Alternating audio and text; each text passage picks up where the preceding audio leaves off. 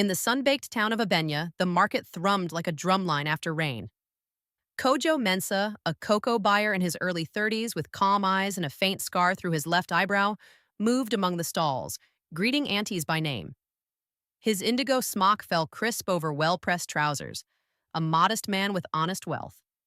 Word had spread that his heart was as generous as the harmattan is dry. Behind a stack of bright kente cloths stood Azara Kendi, slender, luminous, with high cheekbones and henna scrolling across her hands. Golden moondrop earrings kissed her jaw as she smiled at Kojo, a smile that made the market hush. Watching from a shaded bench were Kojo's aging parents.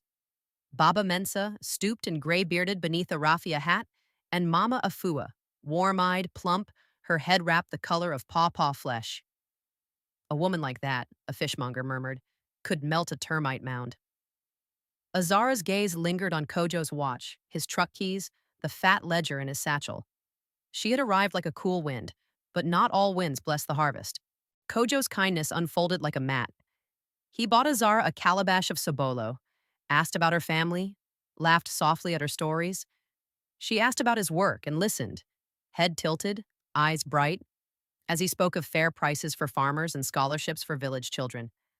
But Azara's attention lingered on his ledger, the neat columns, the tidy sums. She pictured the life those numbers could buy: silk head wraps, city apartments with glass railings, trips to coastal resorts where the palm trees leaned like dancers. A man with vision, she said, touching his wrist. Kojo blushed, unused to such boldness. Baba Mensah watched, brows drawn. Mama Afua said, "Love can be a calabash, sweet at first sip, then sharp." Yet Kojo saw only possibility, and Azara saw only possibility wrapped in gold. When evening settled like blue cloth, Kojo walked her home under baobab silhouettes. There, Azara whispered a prayer, for fortune, not for love. The neem tree outside the family compound had witnessed births, reconciliations, and rain dances. It would now witness a proposal. Kojo arrived with kola nuts and palm wine, tradition honored in every gesture. Azara glided in with a white lace wrapper and a blossom tucked behind her ear. Aunties ululated, cousins drummed on overturned buckets. Baba Mensah's hands trembled as he poured a libation to honor the ancestors. "Let this union be strong," he said, voice quavering. Azara's smile was a blade wrapped in velvet. She pledged companionship, admiration, cooperation, words as smooth as polished gourds. Kojo slid a golden ring onto her finger. Mama Afua wept. Later, as stars punctured the night, Baba whispered to Kojo, "My son, see with both eyes." Kojo embraced him. "I do, Baba." Yet in the spark of Azara's gaze, something refused to be seen. The wedding blended tradition and modern sheen. Kojo wore a rich indigo batakari. Azara dazzled in white lace and a gold waist chain that chimed when she moved. Talking drums called the sun higher. A DJ spun soft high life into the afternoon. Gifts piled like anthills, crates of soap, sacks of rice, an envelope bulging with cash. Azara's city friends arrived in sleek cars, clicking photos for feeds that craved envy. "You chose well," one whispered in her ear. She did not correct the metric of well. Baba and Mama danced slowly, their steps tempered by caution. In the crowd, an elder woman watched Azara's eyes track the gift table, the new refrigerator, Kojo's truck keys. "Weigh a heart, not a pocket," the elder murmured to no one. When evening fell, fireworks stitched light across the sky, brief, loud, and quickly gone.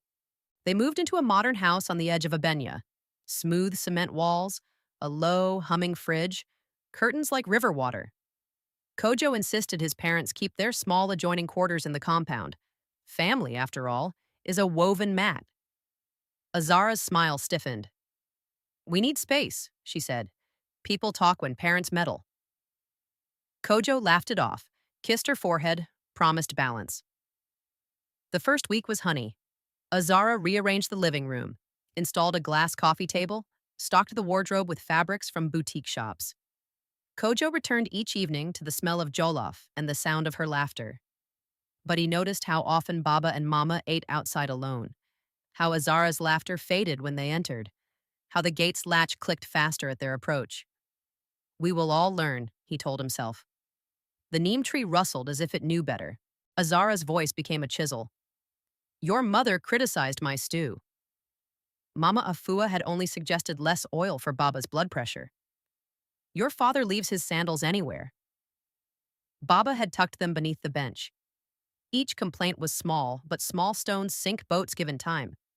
Kojo tried to soothe, to listen with both ears. We are one family, he said. Azara's eyes hardened. A man who cleaves to his mother cannot cleave to his wife. That night, Kojo lay awake, counting the breaths between rooms. Dawn came with rooster cries and a silence heavy as wet cloth. In the kitchen, Azara portioned meat for 2 plates, set them on the table, and closed the door.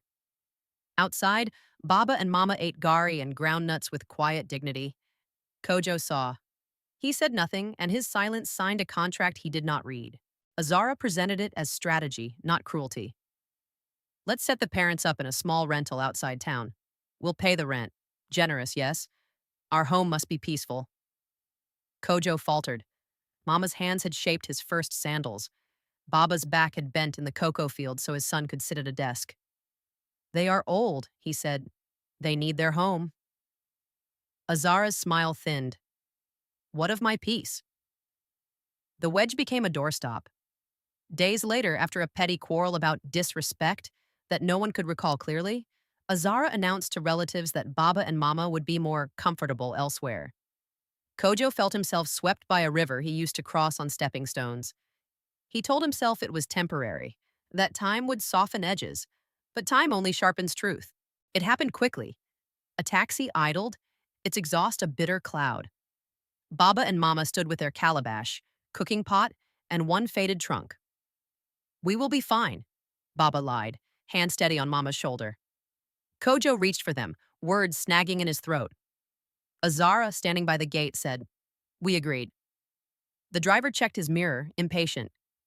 Neighbors watched from behind curtains.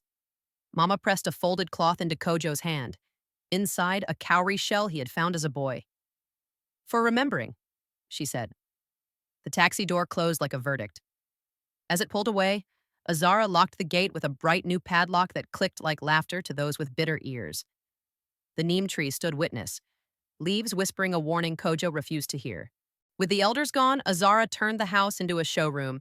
New curtains, imported rug, a mounted TV like a black river stone. She posted polished photos with captions about building together. Kojo worked longer hours to numb the quiet. At night, Azara spoke of investment opportunities, a boutique in the city, a storefront with mirrored windows, a generator for reliability. Kojo wrote checks. Azara praised him, my pillar, and the praise soothed like balm. Yet the cowrie in Kojo's pocket weighed heavier each day. He avoided the old path to the rental out of shame. The market women greeted him with thinner smiles.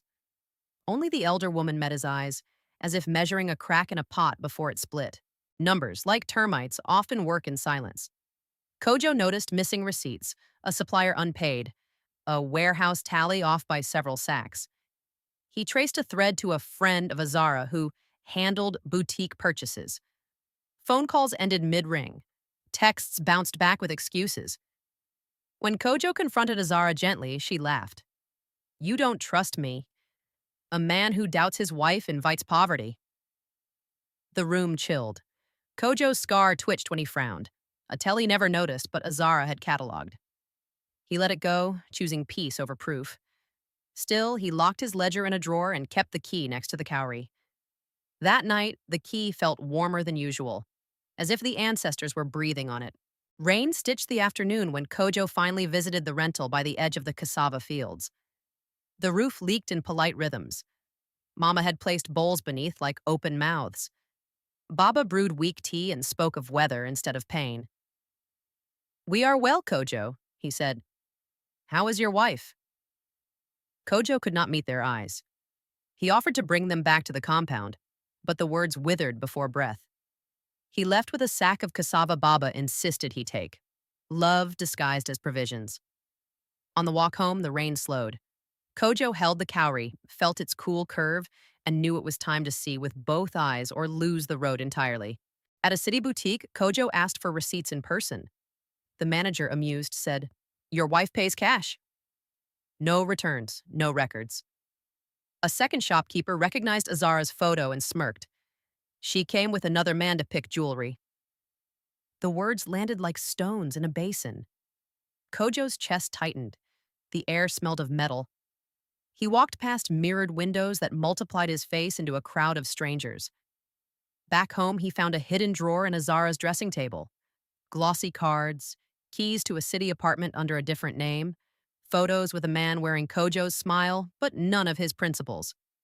The ledger in the locked drawer finally met its mirror in Azara's hidden accounts. The truth was not a blade. It was a door he had kept closed. He turned the handle. That night, Kojo dreamed beneath the neem.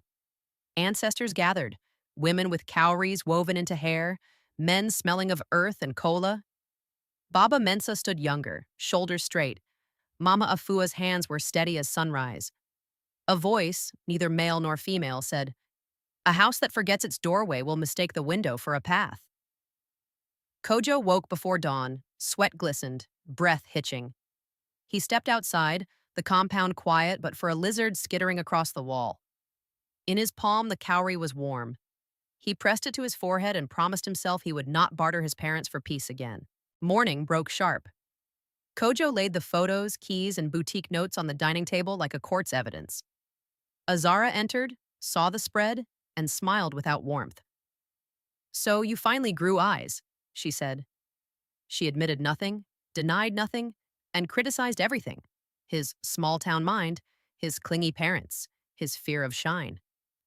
Kojo felt sorrow more than rage. "You pushed my parents from their home," he said quietly. "For what?" Azara shrugged. "A man must choose." He chose. "I choose the truth." The room seemed to exhale. Outside, the neem leaves hissed in a sudden breeze. Kojo drove to the rental, knocked, and knelt before Baba and Mama. Words spilled. Apologies that could not rewind but could rewrote. They held him, their forgiveness steady as the earth after thunder. Back at the compound, Kojo changed the locks. Not to keep out love, but to keep out harm. He called the elders, he called the pastor, he called Azara's uncle so that community might stitch what individuals had torn. Under watchful eyes, Kojo returned the boutique funds he could trace and froze the accounts he could not. Azara packed quickly, but Kojo did not raise his voice. Sometimes mercy is a door, sometimes mercy is a boundary. The elders convened beneath the neem. Azara arrived in a sharp blazer over lace, armor of another kind. She tried charm, then scorn, then tears that couldn't wet stone. The elder woman from the market spoke. "A heart that counts coins forgets faces." Baba and Mama said little. Kojo spoke once. "I will not be the son who forgets his doorway." Silence carried the weight of a verdict. Azara looked at the gate, at the new lock, at the family she had mismeasured. For the first time, her eyes softened. Not in love, but in recognition that the market values truth higher than glitter. She lifted her suitcase. Weeks later, laughter wove itself back into the compound. Baba taught Kojo's apprentices how to read cocoa beans the way a fisherman reads tides. Mama resumed her gentle reign over the kitchen, the stew lighter, the stories richer. Kojo set aside funds to repair roofs for elders and returned quietly to paying fair prices, ledger clean, heart clearer. He placed the cowrie on the mantel beside the family photo, his scar visible, his smile smaller but deeper. At dusk, the elder woman from the market visited. "What did you learn?" she asked. Kojo glanced at the neem. "That gold in the heart is worth more than gold in the hand, and doors are for welcoming, not for throwing out." She nodded, satisfied. The wind carried the scent of rain and the house felt like home again. Kojo opened the gate and pointed to the road, not with anger, but with finality. "Leave this house," he said. Azara paused, then walked, head high, into the glare of afternoon. The same neighbors watched again, but this time through open windows. The taxi arrived. No one hurried it. Kojo closed the gate gently. He turned to his parents and to the elders. "Forgive me." Mama Afua cupped his cheek. "A child who returns is never lost." Baba nodded, relief unwinding his shoulders. The compound seemed to inhale. Somewhere, a drum began, hesitant then sure.